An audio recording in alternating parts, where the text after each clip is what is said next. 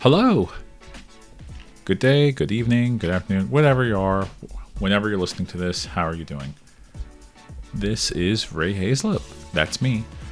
Talking about another episode of Games Analysis and Producer Perspectives. Wow, I almost forgot the name of the podcast I created. The sub-podcast of the Unscripted Gaming Universe of Podcasts. Something like that. I hope you are all having yourselves a wonderful week. In spite of everything going on in the world. Just because I don't talk about it doesn't mean I'm not paying attention to it or ignorant of it. It's rough out there, everybody. But today, let's talk about something silly. Let's talk about video games. It's not that silly. It affects lots and lots and lots of people. People do love video games. As I've said many times, it's been a part of my grand industry, something I've been doing for well north of a decade. If you don't want to include going to college for it, it's knocking on the door of almost 2 decades.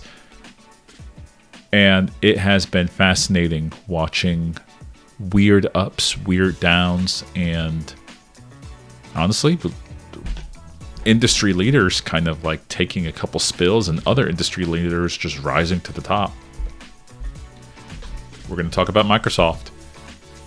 So, Microsoft started off, I do believe it was GDC, where they announced Project Helix. This is interesting to me because I have an ongoing mental bet. I have like a friendly for absolutely nothing bet with Josh, the other host of the podcast for Unscripted Gaming. I said to him that I don't believe Microsoft is going to be in the console business probably in 2032. That was my gamble bet. I think it's become too expensive for them. I think they're looking at the door. I think they're trying to find a way out. I think they've encountered the smoke that is the console business, and every single time that they have tried to pivot in the console business, they have ever since the Xbox One, they have just been hitting wall after wall after wall. Reminder that the Xbox One, I'm recording this in March of 2026, the Xbox One came out in 2013, I do believe. So it's been 13 years later, and we'll call it the Microsoft division of Microsoft. I think they call it the games division, but I'm going to call it the Xbox division. You can't stop me. The Microsoft games division, the Xbox division, whatever. They've been still in the shadow of the, in hindsight, disastrous release of the Xbox One ever since, and they have not recovered. And one of the main reasons for that is because of greed in a lot of different ways.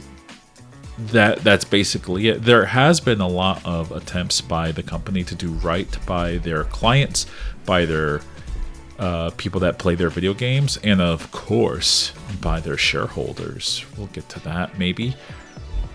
Actually, you know what? Let's just jump right on top of it. Project Helix. Helix, I heard someone say, this is from Inside Gaming. I do believe it was Lawrence Sontag said that he thinks the Helix is supposed to represent how gaming and PC are intertwined. They announced that it was going to be a PC console combination type of thing. The CEO, ASUS said that this will be a PC console combination, and the rumor from IGN specifically was that it was going to launch at about $1,000. Now, is it still going to be $1,000? I don't know. There's a bunch of AI nonsense in the world that's causing the prices of everything to increase dramatically, especially tech-wise, and it's not cool. Nobody likes that. You really want to get someone to be against AI, tell them to look up how much DDR5 memory is, and then they'll say, oh, okay, I'm kind of not cool with AI anymore right now. Not for those prices. Microsoft has had a rough go in the hardware sector for over a decade, and they keep trying to make it better, and they are trying, I will say, valiantly. I think they're putting forth a good effort. But, as someone that, one of the reasons why it's taken me a long time, takes me a long time in between episodes to get another episode out, is because I'm in grad school, and the grad school degree I'm getting at is a business degree. And it's fascinating watching how, like, just basic, 500, 600 level stuff that we're learning is like, oh, yeah, that makes sense why you would do it that way. Hey, why does Microsoft do it this opposite way then? And the only conclusion you can come to is, well, they're placing a bet. They're making a gamble on a side project because, let's face it, in my opinion, the Xbox division is kind of their side project division. And that's fine. You do want to go ahead and have different business lines to go ahead and do different things so that you can stay kind of not flat-footed. You can innovate along the way. But it's weird when they try to do things that, quote-unquote, we've tried the thing, everybody hated that, and now we're going to do something completely different. The last hardware that Microsoft released, you probably don't even remember.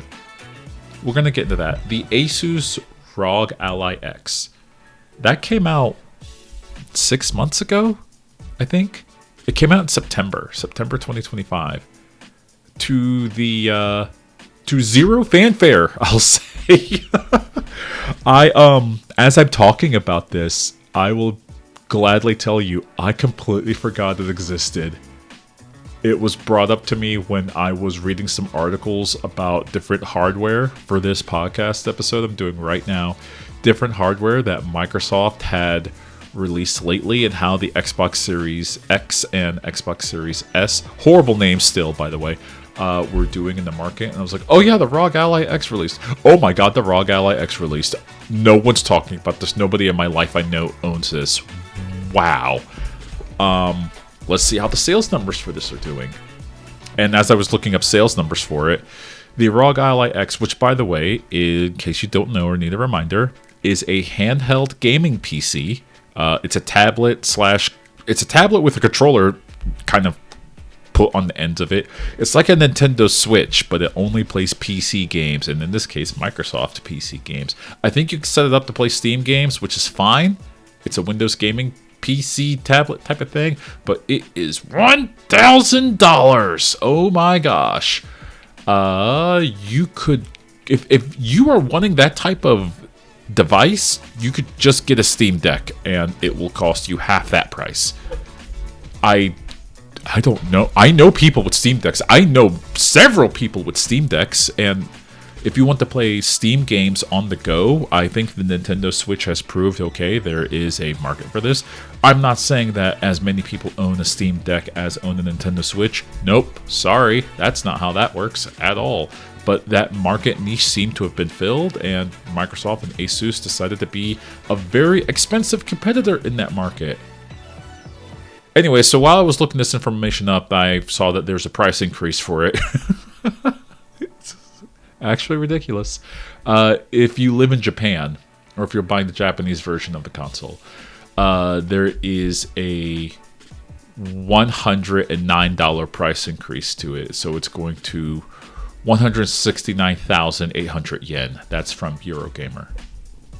And also, I was looking up an article on Windows Central, and apparently ASUS is experiencing a higher than normal return volume of the product because there is a not insignificant number of people reporting that after a couple months of usage, the device just sort of shuts off and it doesn't want to power back on.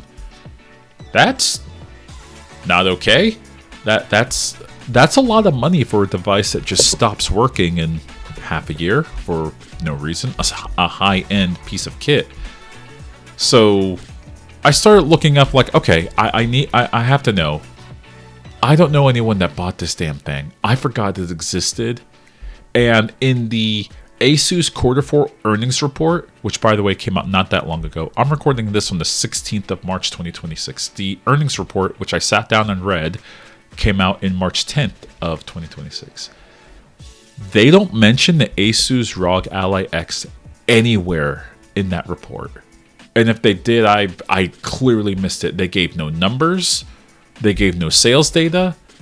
The only thing I found was an internal memo, which was not related to the Q4 earnings report, that said that they have projected that they will make between 96 million to 160 million before the end of their Q4 report in just revenue for units sold of the Xbox ROG Ally X.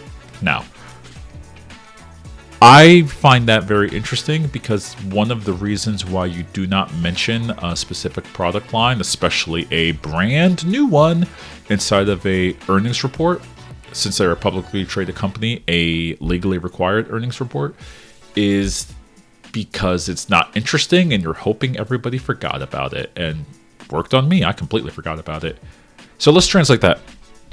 96 million to 160 million. First of all, that is a gigantic delta for your numbers. If it's at 96 million to 100 million, okay, yeah, that's fine. That's a delta of $4 million. 96 million to 160 million. Oh, okay, we're just messing around with $104 million delta. Why? That's absurd. I'm sorry, I did my math completely wrong. Yeah, it's more than. I'm sorry. That delta of 160 million to 96 million. I just woke up. I'm getting out the calculator. Yeah, $64 million delta. Sorry about that. Not 104 million. $64 million delta. Okay, is it cool to have a $64 million delta in your estimation? I think that is a 50% on top of your lowest number delta, which is. You're just guessing. That's absolutely a guess. Let's go ahead and take the lower end number and then the higher end number, and we'll translate that. And by the way, this is just revenue, not profit. So revenue, we're going to go ahead and round up a couple pennies. If it's 96 million and you're selling it for $1,000, that means that they have projectedly sold in revenue based on units 96K units, 96,000 units. Or you want to go on the high end, 160,000 units. Let's say they sold 160,000 units. That's worldwide. 160,000 units worldwide when you released, and it has the Xbox brand name on it. I can instantly see why they wanted to stop talking about it. That is nothing. That's absolutely next to nothing. For Nintendo, who's sold 17 million Switch 2s in 6 months, 160 million is a rounding error to them. They could lose 160,000, by the way. They could lose 160,000 Switch 2 units. That's a lot of units. Obviously, that's $160 million. I'm sorry. That's a if they lost 160,000 units of Switch 2s, that's a lot. That's probably an entire shipping vessel that has been lost. They still sold 17 million more, so that is less than 1%. So ASUS has been saying, well, we sold more than projected. It's doing great, way more than projected. And I gotta ask the question: how many did you expect to sell? 1,000? 90,000? Is 96,000 more than the 90,000 you were projected? I don't know. You could just kind of say anything then, if your numbers were that low, relatively speaking. Maybe that's fine. You know what? It is an incredibly high-end device. I hear, or I read, and I watch video reviews of it. I hear that it works fine enough if all you're looking for is an extremely high-end Windows PC tablet thing that is not a Steam Deck and it's not a Switch or a Switch 2. Sure. All right, fine. There are cheaper options. What that number tells me is that Microsoft was and is perfectly aware that the only people, or at least ASUS and the Microsoft partnership team, were perfectly aware that the only people that were going to buy this are tech enthusiasts. And they seem to be happy that only tech enthusiasts bought this. Or maybe they're faking the funk. I don't know. Maybe they projected to sell 100K, and they're like, we're going to make 100K of units, and that's how many we expect to sell ever. Actually, no, they said they expected to sell 130 in 2026. Yeah, probably not. I don't think so. Not through the changes that Microsoft is going through. So that's one piece of hardware that I was looking at that I don't know if that's actually translating to a lot of sales. So let's get back on Project Helix. Sarah Bond initiated the campaign, I do believe, in 2024. It was the Everything is an Xbox campaign, where they said, your smartphone, it's an Xbox. Your laptop, it's an Xbox. Your TV, even that can be an Xbox. All through streaming, because you could stream everything through Microsoft Games Pass and the cloud. And yeah, anyway, Sarah Bond was resigned or fired or something like that a couple weeks ago, maybe like a month or so ago. And Microsoft and the Xbox division are quietly removing the Everything is an Xbox campaign. They're just scrubbing that from the internet as much as they can. I remember, I've seen those ads. You're not going to get me to forget, but they don't want you or anyone else to remember that they tried to do that, because it's dumb. If everything is an Xbox, nothing is an Xbox. I know that's a very stupid phrase, but it's true. It's true. No one buys, say for example, a Nintendo Switch or a Switch 2 because they want everything to be a Switch 2. No, they're like, hey, what's going to give me Pokemon? What's going to give me Mario? Give it to me in a device. Oh, this device is $450. I will buy that. Then I will buy the games for that. Okay, thank you. That's it.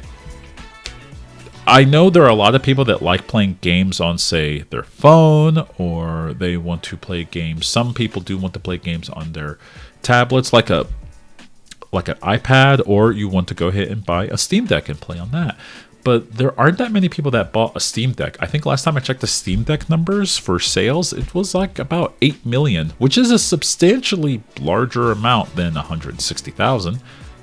But 8 million is 8 million over the lifetime of the Steam Deck being released, and I do believe it's been out for a while now, maybe 6 years. Maybe I could be wrong. Maybe it's been 4 or 5 years. Compare that to the PlayStation 5 sold 8 million units in just Q3 of 2025. There is a demand for something like a Steam Deck, like a portable gaming PC, but there's not that big of a demand.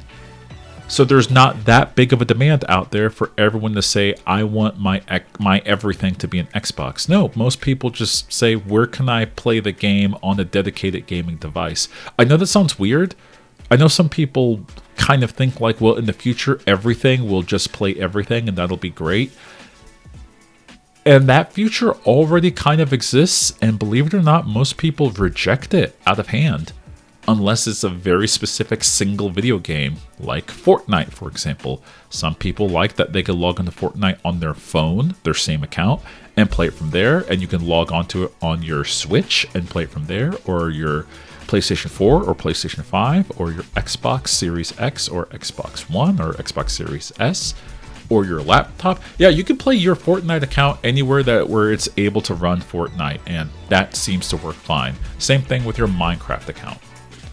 But I don't think everyone, especially developers, don't want to assure that every one of their games can run on every system ever. They're like, no, we need like a dedicated system. Is it PC only? Then we're only going to release on PC. Is it Switch only? We're only going to release on this Nintendo platform. Maybe we'll port to PC later. It's actually really difficult to make games for different SKUs.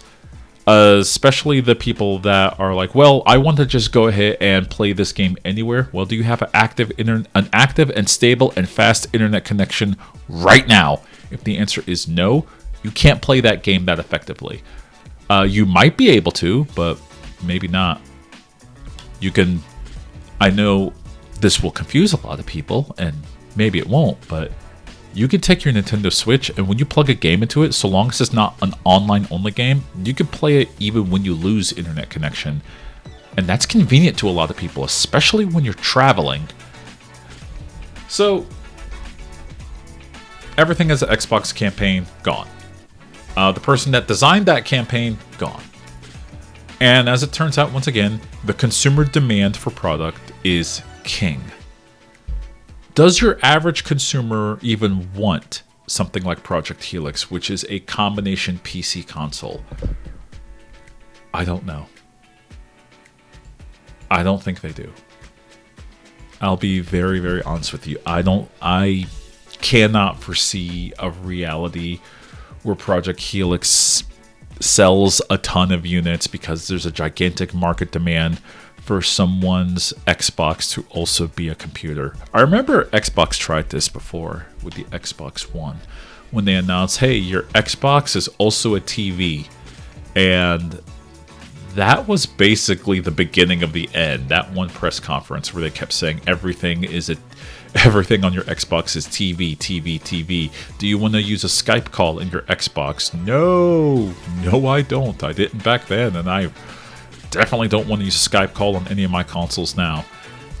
If anything, I want to keep Discord off of all of my consoles. I would rather the inconvenience of talking through Discord on a computer while playing a console or playing a PC game than to go ahead and have it like in my device. I'm sure one day it'll probably happen, but no thanks. I'm kind of good. So I went ahead and decided, like, okay, I actually don't know the answer to this question. Is there a contingent? Is there a cohort of people that want their PC possibly to also be a console? So as I looked it up, so I went and found some data from newzoo.com. And this data was cross-platform players spending more on PC and console. This was a huge data chart, and this was a write-up on it. I decided to sit down and read it. So, 86% of all gamers surveyed, this is a 2022 survey, so it is about 4 years out of date. Take that as it is. It's 4 years out of date. But 86% of all gamers surveyed in 2022, and this had a large sample size, 42,514 people of a sample size. That's substantial. I'm going to go ahead and take that seriously. 86% of all of them, they already played a video game on PC. Okay, what you can extrapolate from that is 86% of everyone surveyed in 2022 for this data had a PC and they played video games on PC. Only 14% of those people did not have a PC and only played video games on console. Good to know. Good to know. Next, how many of that exact same group of people in that same survey owned or played console in some capacity? So you already own a PC, but you own or are willing to play a video game on a console. That was 61% of that 86%. That's a large number. That's well over half of everyone surveyed, well north of half, already have a console and already have a PC, and they already play games on them. Great. Okay, cool. Good to know. So what is Microsoft going to give to those people that already have what they're trying to sell them? This is a curious question. So also, it's not just giving to them what they think they might need, selling it to them at what's considered a premium price. I know the cost of inflation has kind of hit us all, but $1,000 is still $1,000. And when you want to say, I want to spend $1,000 on a combination console PC, the question becomes, okay, is this actually going to be better than a console or a PC? Or is it going to do both? Here's the thing. When the Nintendo Switch came out, a lot of people said, well, I have a Nintendo something. I have a Nintendo Wii U. Sure, not that many people had a Nintendo Wii U. I did. It's in my closet now. It's doing what it's doing best, collecting dust. But what if you had a Nintendo console device that, as simple as possible as picking it up, you could just take it with you wherever, and it had some battery life, and it was really easy to charge. The Switch filled a niche. It filled the niche of there are a lot of mobile gamers, people that want to travel while gaming, and they want console quality graphics. I hate using that word anymore, graphics. And they want it to be easy to use, portable, if you will. That filled a niche, and it was based on the consumer demand of many more people who were traveling for work or for school, or were having to go from, say, the home to college or something along those lines. Or if they were playing video games in the house and someone else wanted a TV, you could just pick that up. And it's like, all right, the TV's yours. Go do whatever. I'm going to go play this exact same video game right where I left off over here. That's good. That filled that niche beautifully. And now the Nintendo Switch is the best-selling console of all time. I think it finally beat out the PS2. Don't quote me on that. PS2 might still be king. I don't know. I'm not looking it up. Not right now, at the very least. And the Nintendo Switch 2, as I said before, 17 million units in 6 months. It's actually the fastest-selling video game console ever. What Nintendo did is said, hey, we're going to take the exact same thing. The screen is bigger, and it's more powerful, and it's more comfortable to hold. That's it. Thank you. That's all I wanted. I still wish they called it the Super Switch, but whatever. Those are my dreams. What need is a... I have a console over here. I'm looking at my PlayStation 5. And about 4 feet away from it is my PC. I have a PC. I don't want to replace my PC. Not right now. Not while prices are stupid high. I don't want to replace my PS5. I have no reason to. It's sitting over there. It's doing its thing. Why would I want a combination of both of them? Do I switch over? Sometimes I use my PC and my PS5 at the same time. Just last night, I was listening to a YouTube video while playing a round of Battlefield 6 before I went to bed. Yeah, just 20 minutes. Just pop in, get in the match, win, lose, draw. When I'm done, I turn off my console. I played on my monitors. I switch my monitor over back to PC, and I go to bed. Is that what Microsoft is wanting to do? They are wanting some device that just does both, and I don't have to switch monitors. Is that the dream that we're envisioning there? I guess. I don't know. Some people might ask, well, why don't you just play Battlefield 6 on your PC?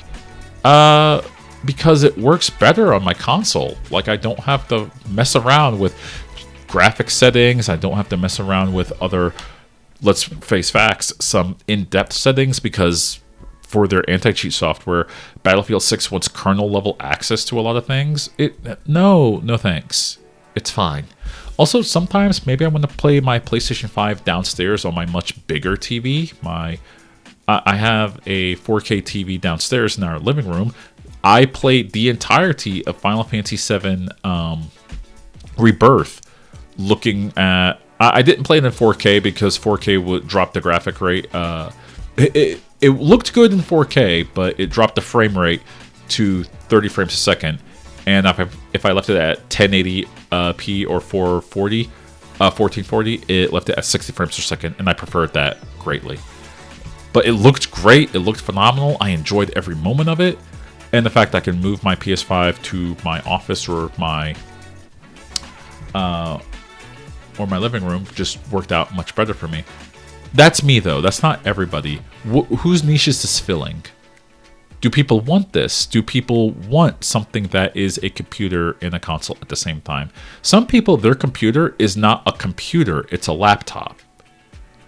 And so for those people, a laptop is all they need. I know people, anecdotally, that they don't see the need to get a standing tower PC ever again. They'll still play video games. They might have like a gaming laptop, but that's all they need because they live in an apartment. They don't have a ton of space, or they don't want to mess around with the basically the size of something as big as a tower, or it's not as portable or something like that. And that's perfectly fine. I think that makes sense for a lot of people. These same people that also might have a console. The console just kind of sits in their house and they play a couple of different video games a year on it.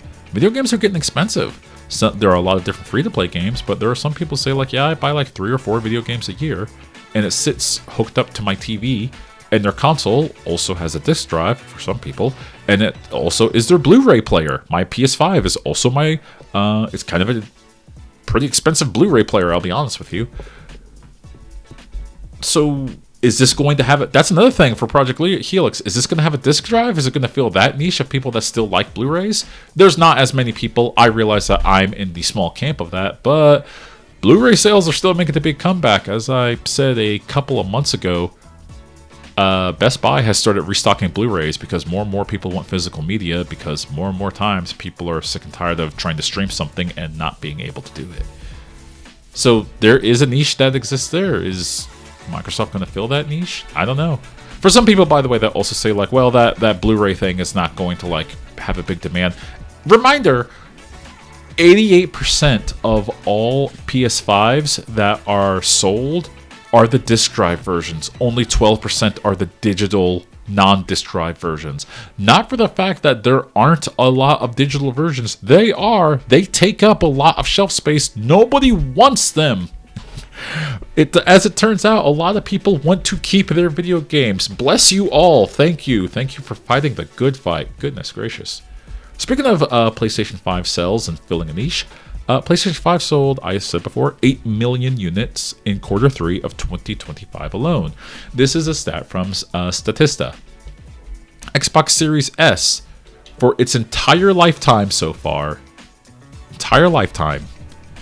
has sold 34 million units. I feel like I said that number before. Don't worry, it hasn't gone that much further since then.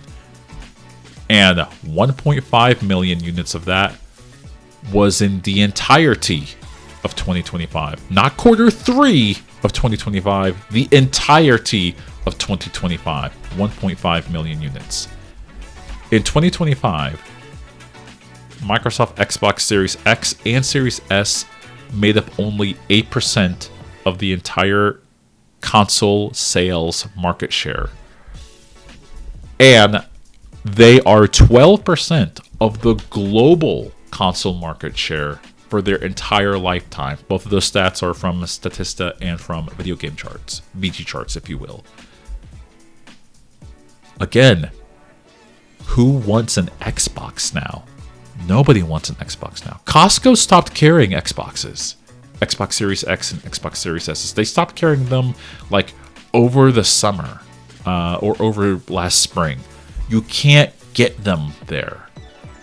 I can go to Costco. I shop at Costco all the time. I can go to Costco and I can get a PS5. I saw them there. I saw a PlayStation, those PS portable devices, not an actual PlayStation portable, not the handheld device. I guess the PlayStation 5 portable, something like that. The handheld type of thingy where you play it streams games to your device. I still see those there. I see Nintendo Switches and Nintendo Switch 2s there all the time. No Xboxes. They don't want to carry a device that's not going to sell. And that makes sense for Costco. They do have limited warehouse space, so they're going to maximize that space. Also of note, Sony, the PlayStation division, smells blood in the water. As of now, they have stopped. They're saying they're going to stop releasing their PlayStation 5 first-party only games. They were releasing them on the PC Steam platforms. They're stopping that. And I think that makes sense for them. Microsoft, who was their biggest competitor in the high-definition gaming space, they're walking themselves away from that market in a way that PlayStation says, like, okay, they're not a threat anymore. I believe that they were putting them on the Steam platform to compete with Games Pass, which was also PC accessible. Now they're like, nah, you know what? If you want this PlayStation 5 game that we're selling, I'm gonna need you to go buy a PlayStation 5. And the market has shown that people are absolutely willing to just say, you know what? You're right. I'll go buy a PlayStation 5. Is it selling as fast as the PlayStation 4? No, not at all. That's why they still release some games to the PlayStation 4. I don't know if they need to justify releasing games to Steam anymore. For them, there's no reason. They're still in the business of, they have a piece of hardware, they have a piece of kit, they have accessories that they sell, they have a whole business model. They were willing to go ahead and let some of that business model be taken away by PC game sales. Now they don't have to anymore. And yeah, why do that? Why bother with that? So again, the question becomes, who is this console PC hybrid for? Are you someone that's listening right now and you're like, it's for me, and here's the reason why? I would love to hear that reason. As a matter of fact, if you can go ahead and leave a comment if you're watching the YouTube version of this, please do. If you want to go ahead and like the video version of this, please do. Share it. Subscribe to it. Now, the ultimate question is, what market? Because what I said before, consumer demand is the king when it comes to making a new product. What market is Microsoft trying to fit this product into? Is there such a hyper niche of people that want to go ahead and say, yes, I'm going to go ahead and play console games on my PC, but I also want my PC to play console games? How would that even work? How does Microsoft Game Pass work on a device like that? Also, Microsoft still charges, I heard this on the Jeff Gershman Show podcast last week, Microsoft still charges like $60, $70 a year for their Xbox Live service. How's that work charging people for that if they're playing on a PC? That seems like that doesn't make any sense at all. Do they get rid of it? Is that revenue stream dead? I have no idea. These are interesting questions that they're going to have to answer. And if you want my take on it, if you want my thought, I don't think they're going to answer it at all. I think they're like, no, that we are slow walking our way out of the console space. And one of the ways we're slow walking our way out of it is we are going to tell the last bit of extremely dedicated Microsoft console players like, hey, you should buy this thing. Yeah, it's really expensive, but it'll do both. It'll be your new computer and your new console. And then they're done. And that's it. And then Microsoft gets back into releasing another PC. Like they're like, okay, here's another PC. Is an Xbox? I don't know. Maybe Game Pass will shift over into a thing that only exists on PC, since there is a PC market for Microsoft Games Pass. But yeah, I don't think. I'll be honest, I don't see a light at the end of this rainbow. Maybe they'll prove me wrong. Prove me wrong. Go ahead. I would love to see what that world looks like. It's not for me. I don't think I'm going to buy a $1,000 console. Let's say the PlayStation 6 gets announced and they're like, hey, we see what Microsoft is doing. The PlayStation 6, whatever it is, probably in 2027. By the way, Project Helix, whatever this is supposed to come out before the end of 2027. So a year and a half from now. Let's say PlayStation 6 releases around the same time. It's been about 7 years. We're owed a new console. Whatever. Who cares? Maybe the prices come down. Maybe the AI bubble like not only pops, it catastrophizes and it sends us into a small recession, which 100% is going to happen. I'll put cash money on that. The PlayStation 6 is like $800. They're like, hey, there's a $1,000 machine over there. Here's an $800 machine right there. I'm not buying it. I don't want it. It's fine. It's cool. I play my PlayStation 5 every so often, but the only way I would play a PlayStation, or I would buy a PlayStation 6, is I would want to see how the Final Fantasy VII Remake trilogy ends on it. If it doesn't come out in the next year and they're like, oh, it's not coming out on PlayStation 5, it's only coming out on PlayStation 6, that might tempt me as an idiot. This is a very dumb thing for me to say, and I'm going to say it out loud because it might happen. That might tempt me to buy a PlayStation 6, maybe, but nothing else would. Because yes, the PlayStation 5, when it works great, it works fine. It plays the games I want to play, no fuss. But also, why would I pay as much for like almost 2 Nintendo Switch 2s? I have a Nintendo Switch 2. It does the whole video gaming thing much better than my PlayStation 5. Much better. So what am I getting out of this here? I don't know. Is the cost of memory and RAM, is that really going to screw the pricing market? What if it's more than $1,000? What if the Microsoft announces this console and they're like, yeah, this is going to be a $1,200 console. Okay, cool. You're going to die. Yeah, that entire thing just falls off a cliff. No one wants to pay $1,200 for a gaming PC. That's basically what it is. It's a gaming PC, but it does do either. It's a gaming PC console, but it does neither one of those really well. Maybe not. So it's supposed to do one of those. Are people in the market to just buy a new PC and to treat it as a gaming PC? It's a fascinating conversation. I'd like to see how it goes. If they actually just say, no, everyone's looking at this wrong. This is just a gaming PC that happens to also be a console.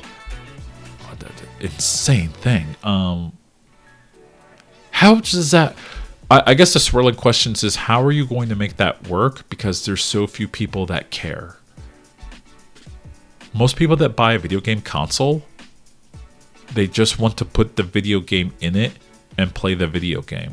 They don't want complications. That's why video game consoles exist.